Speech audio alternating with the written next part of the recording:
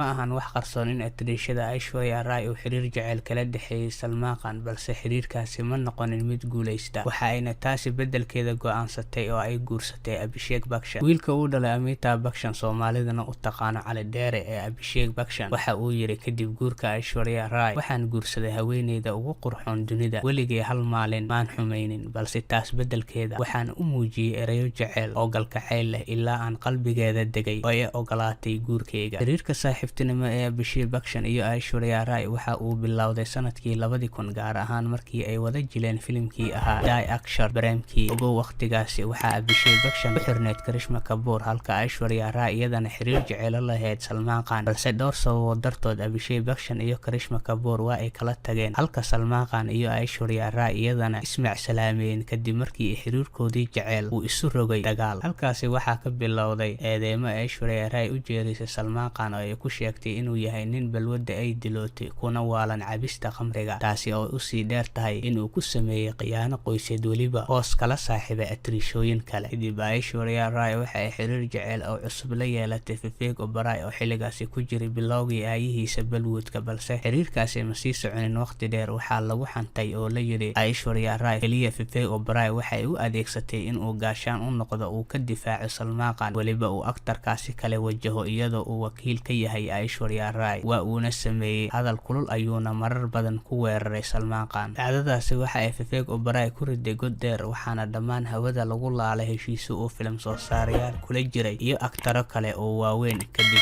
Vivek waxa uu Salman Khan ku eedeeyay in uu sabab u yahay burburka ku dhacay Abhishek Bachchan iyo Aishwarya Rai. mar kale waxa ay ku kulmeen filim labaad kaasi oo ahaa Bounty Our Bubbly, xilligaasi oo ay Aishwarya Rai kusoo bandhigtay heesta caanka ah ee Gujrare, iyadoo ciyaarta heestaasi ay keentay in badan ay sii bartaan. balse aabaha Abhishek Bachchan ee Cali Dheere waxa uu waqtigaasi doonayay in wiilkiisu guursado Rani Mukherjee, laakiin waa uu diiday, waxa uuna guur ka dalbaday qalanjadaasi dheer ee Aishwarya Rai. Aishwarya Rai kama labalabeen guurkaasi, waa ayna ogolaatay sanadkii 2007, waxayna Abhishek Bachchan u haysaa gabar loogu magac daray Aradhya.